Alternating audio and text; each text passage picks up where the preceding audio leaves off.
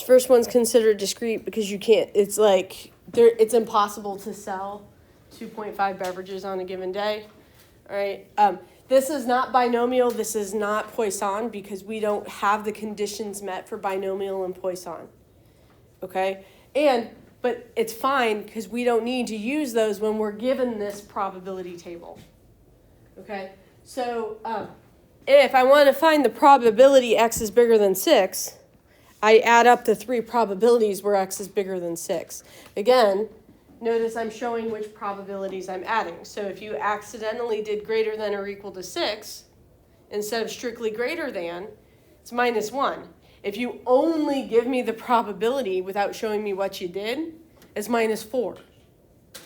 Does everybody get what I'm trying to communicate here? Like, I'm trying to get you as much partial credit if you make a mistake as possible. The way I get you partial credit is you show me that you made progress towards the answer in the correct way and made a small mistake.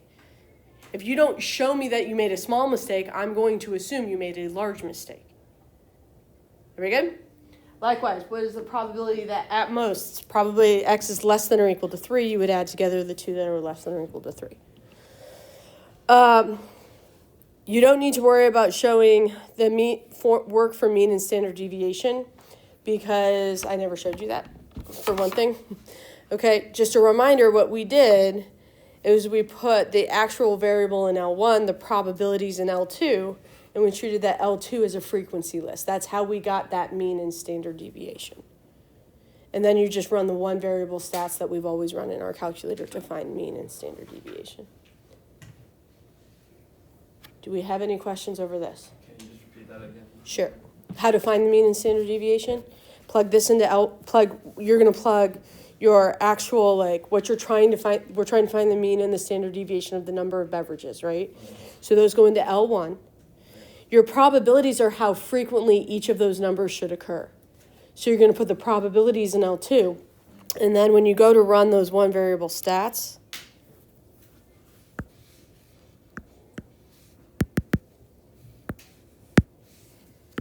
you have the ability to put that frequency list in. The probabilities is your frequency list.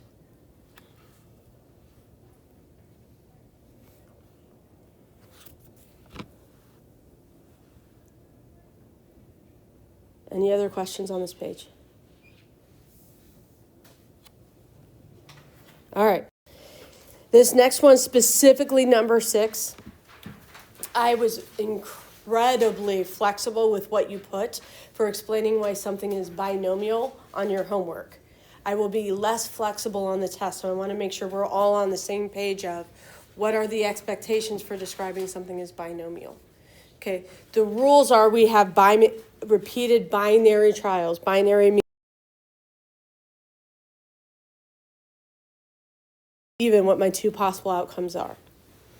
The next thing is that you have a set number of trials. Your variable is the number of successes within that set number of trials. So, in other words, you have a value for n. Okay? So, if you communicate what that value for n is, what your set number of trials is, that communicates to me that you know set number of trials. So, n equals whatever it is sufficient for communicating set number of trials. Lastly, we need to show that each trial has the same probability of success. So this communicates that you know it is a set number of trials. This communicates that you have to have the same probability of success. And that you know that those are the important things in order to do a binomial. Okay? On the homework, so you guys, I say binomial, or I say that this is binomial, because you're going to explain that it's binomial. And then I'm asking you for the mean and the standard deviation. If you look at your formula sheet, you have a mean and the standard deviation for binomial.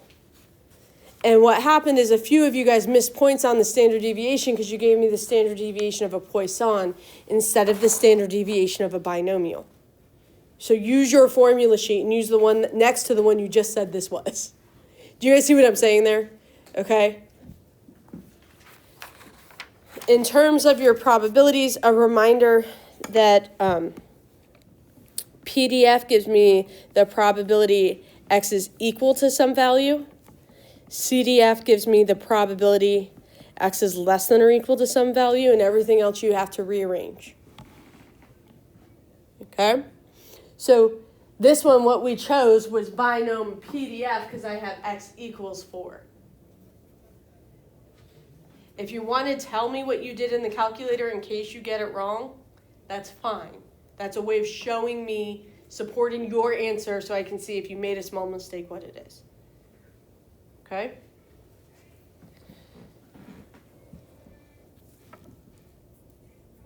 Reminder, unusual is more than 2 standard deviations away is what we're calling unusual. Okay. Do we have any questions about binomials?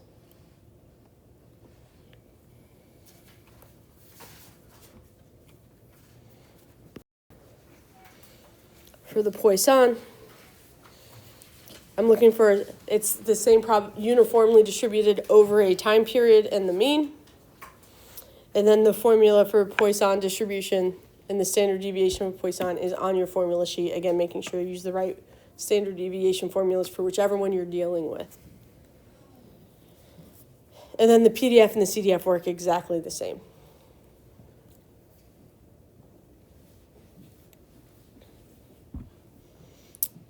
Do we have any questions on the Unit 5 packet?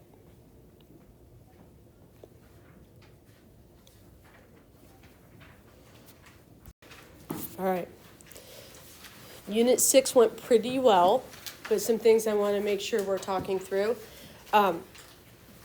A good answer for anything when you're using the normal distribution should be bell curve.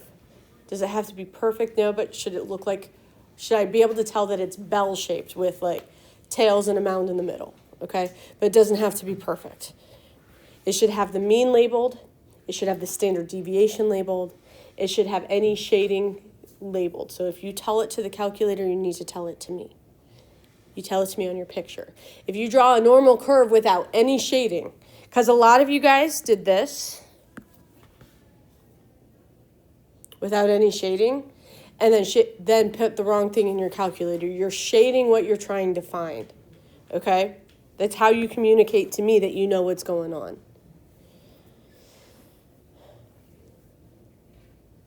Do we have any questions on the first page of this? If it's dealing with z, the mean is 0, the standard deviation is 1. When I turn the page, the mean is whatever I tell you, and the standard, like if it's in a real world problem, you switch that over to the mean is 0 and the standard deviation, or the mean is the mean and the standard deviation is the standard deviation. Okay, on your formula sheet, for Unit 6, there are 2 formulas.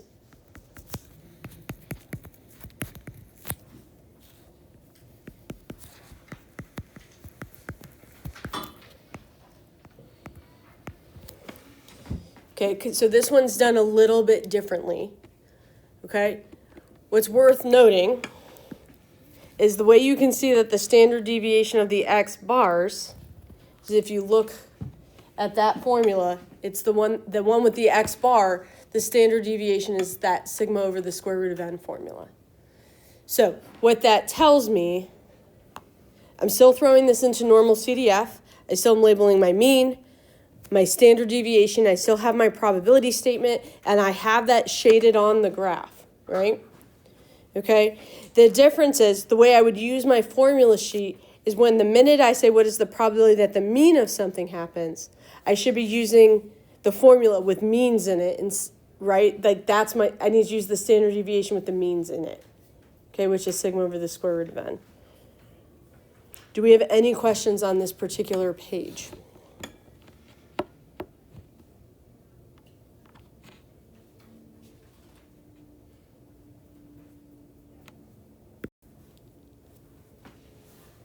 Same idea. I just wrote this for the other.